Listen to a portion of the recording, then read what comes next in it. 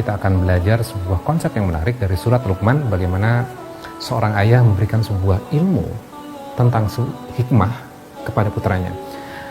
Luqman memang bukan nabi dan rasul, namun Allah abadikan percakapan Luqman ini di dalam Al-Quran. Artinya ini sebuah percakapan yang penting untuk kita pelajari dan kita ambil hikmahnya dan kita aplikasikan dalam kehidupan kita. Nah, a'udzubillahi minasyaitonir rajim. Bismillahirrahmanirrahim. Ya bunayya aqimis sholata wa'mur bil ma'ruf wanha 'anil munkar. Wahai anakku, dirikanlah sholat dan suruhlah manusia dalam kebaikan dan cegahlah dari kemungkaran. Wasbir ala ma asabak, dan bersabarlah atas apa yang menimpa kamu. Nah, ini adalah sebuah perintah kepada putranya. Ketika engkau sholat, sesungguhnya ini adalah sebuah benih. Kemudian benih ini akan menghasilkan buah. Buah dari sholat itu apa? Buah dari sholat itu adalah kamu menyuruh manusia dalam kebaikan dan mencegah dari kemungkaran. Ini adalah buah sholat kita. Ketika ada orang yang berbuat salah, maka kita harus menghentikannya. Kita harus memberikan nasihat yang baik kepada dia dan menghentikan kemungkaran. Ini adalah parameter sholat kita berhasil. Sebaliknya, ketika ada orang yang berbuat salah, kemudian kita membiarkan, artinya sholat kita belum menghasilkan sebuah buah. Nah, kalau ada di sekolahmu yang membuli teman kamu, maka apa yang kamu lakukan? Kamu harus hentikan itu. Loh, ya nanti orang itu akan membuli aku. Enggak apa-apa nak, lakukan itu. Itu adalah buah dari sholatmu. Ketika orang itu membuli kamu, maka kamu wasbir. Maka bersabarlah ala ma asabak, apa yang menimpa kamu. Ini adalah sebuah perintah agama. Itu adalah sebuah konsekuensi. Kamu jangan takut. Tapi sebaliknya, dalam dunia kita sekarang gitu, seringkali kita memberikan nasihat kepada anak kita, kalau ada orang yang dibully, nah kamu nggak usah ikut-ikut. Nanti kamu malah yang diapa-apain. Nah, ini yang kita tanamkan kepada anak, sehingga apa? Ketika dia tumbuh dewasa, ketika ada orang lain mengambil harta yang bukan haknya dia, cenderung orang itu membiarkannya. Dia sangat egois sekali. Yang paling penting untuk saya adalah keselamatan diri saya. Dia tidak peduli dengan orang lain. Maka parameter sholat kita berhasil atau tidak, ini adalah parameternya. Kemudian, inna dzalika min azmil umur. Sesungguhnya demikian itu termasuk perkara yang penting. Ini adalah sebuah achievement kita sebagai orang tua. Ketika kita mampu mendorong anak kita untuk mendirikan sholat. Ketika mendirikan sholat, artinya menegakkan kebenaran. Ketika menegakkan kebenaran, mencegah kemungkaran, maka kemudian dia bersabar. Ini adalah sebuah achievement yang luar biasa. Ini adalah goal sebagai orang tua. Ini hikmah yang harus kita berikan kepada anak-anak kita. Kemudian berikutnya, wala tusair khaddaka linnas, dan janganlah kamu memalingkan mukamu dari manusia. Di sini ada kata wala tusair, dan janganlah kamu memalingkan. Artinya sebenarnya adalah janganlah kamu terganggu dengan omongan atau tindakan orang lain yang akhirnya memalingkan kamu dari orang tersebut. Misal gini, ketika kita bertemu dengan orang, kemudian kita memberikan nasihat kepada dia atau menegur kesalahannya dia, orang itu bisa jadi tidak senang dengan apa yang kita lakukan. Kamu kok ikut-ikutan? Nggak usah ikut-ikutan deh, ini bukan urusan kamu, ini bukan bisnis kamu. Orang itu akan memberikan respon yang membuat hati kita tidak nyaman dan kita tidak senang. Sehingga impact-nya adalah kita membicarakan orang tersebut, wah orang itu nggak benar. Kemudian orang itu kayaknya nggak berakhlak deh, orang itu tidak patuh terhadap agama. Orang itu kok seperti itu ya, kok karakternya seperti itu, dan menjengkelkan sekali. Sehingga apa? Karena kita bawa ego kita di situ, kemudian kita memberikan respon seperti itu, sesungguhnya sudah tidak sesuai dengan ayat ini. Kemudian akhirnya apa? Kita memalingkan muka terhadap orang itu karena sebelnya kita.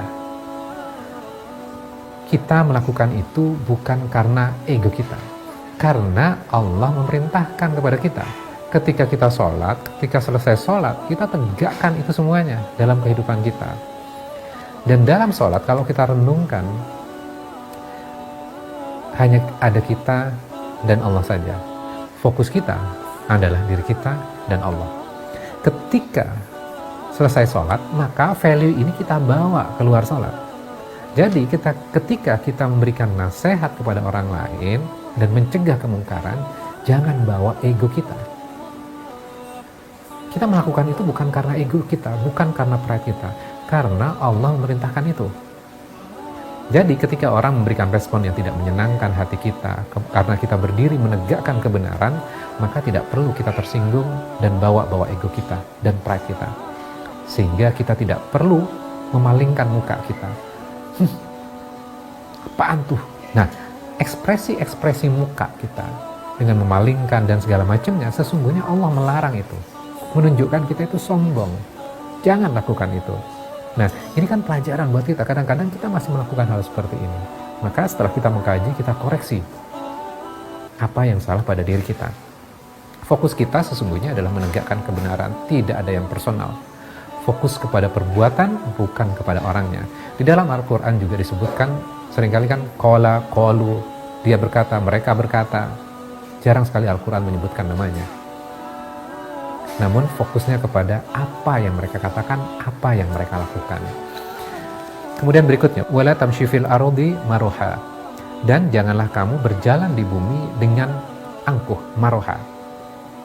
Maroha itu apa? Kata ini juga digunakan ketika ada sebuah botol yang kecil kemudian diisi oleh air. Nah, botol ini kan cepat penuh, kemudian memuntahkan isinya. Maroha itu juga bermakna adalah kita cepat sekali memberikan sebuah respon terhadap sebuah peristiwa atau kejadian, walaupun kita hanya melihatnya sebentar saja. Jadi seringkali kan kita cepat sekali memberikan jempol ke atas, kemudian jempol ke bawah, kemudian cepat sekali mengkritik, saya suka, saya benci, padahal kita nggak tahu banyak. Kita melihat sebentar, seakan-akan kita tahu keseluruhannya, kemudian kita langsung memberikan penilaian terhadap orang tersebut, padahal kita tidak tahu banyak. Ketika misalnya gini, ketika kita mengucapkan salam, kemudian orang itu tidak menjawab salam kita, itu kan kadang kita langsung kesel tuh. Padahal kita nggak tahu bahwa orang itu mengalami masalah pada pendengarannya sehingga dia tidak mendengar dan akhirnya tidak menjawab salam kita. Nah, hal-hal seperti itu yang kadang atau sering kali terjadi dalam kehidupan kita. Kemudian Allah mengatakan, innallaha la yuhibbu kulla mukhtalin fakhur. Sesungguhnya Allah tidak menyukai setiap orang yang sombong dan membanggakan diri. Di sini ada kata fakhur. Fakhur itu adalah extreme pride, bangga yang terlalu terhadap dirinya sendiri. Ketika kita lihat hubungannya dengan yang sebelumnya, ketika kita merespon dengan cepat dan memberikan penilaian kepada orang lain, maka kita akan sibuk dengan orang lain dan kita tidak punya waktu untuk mengoreksi diri kita. Pokoknya yang salah itu adalah orang lain. Orang lain harus dibenerin, orang lain harus dikoreksi. Diri kita tidak. Ketika kita beranggapan kita tidak memiliki masalah dan orang lainlah yang bermasalah, maka ini yang disebut dengan mukhtal. Ini adalah sebuah kesombongan. Allah tidak suka kepada orang-orang yang memiliki opini, penilaian yang tinggi terhadap dirinya sendiri. Nah, kalau kita samarikan dari apa yang kita pelajari di dua ayat ini, sesungguhnya sholat itu adalah benih. Kemudian benih ini akan menghasilkan buah. Buahnya apa? Karakter diri kita yang memberikan nasihat kepada kebenaran dan mencegah kemungkaran. Ketika apa yang kita lakukan itu memiliki impact yang buruk kepada diri kita, kemudian kita bersabar atas apa yang menimpa kita. Kemudian setelah kita menegakkan itu semuanya, maka janganlah kamu berlaku sombong karena kamu sudah menegakkan kebenaran dan mencegah kemungkaran. Kita melakukan itu karena Allah yang menyuruh kita. Dan kita tidak membawa ego kita. Tidak ada rasa kebanggaan, tidak ada rasa pride di situ. Karena sesungguhnya ini adalah hubungan antara kita dan Allah yang memerintahkan kepada kita untuk menegakkan kebenaran tersebut. Mudah-mudahan ini memberikan sebuah pemahaman kepada kita dan bagaimana kita juga mengajarkan kepada anak-anak kita tentang sebuah hikmah yang luar biasa yang sudah diajarkan Luqman kepada putranya dan diabadikan oleh Allah di dalam Al-Quran, dan kita mengajarkan kembali kepada anak-anak kita. Jadi jangan terlalu sibuk untuk mencari ilmu parenting di luar Al-Quran, baliklah kepada Al-Quran. Sesungguhnya ini ilmu parenting yang luar biasa untuk kita sebagai seorang muslim. Demikian, wabillahi taufiq wal hidayah. Wassalamualaikum warahmatullahi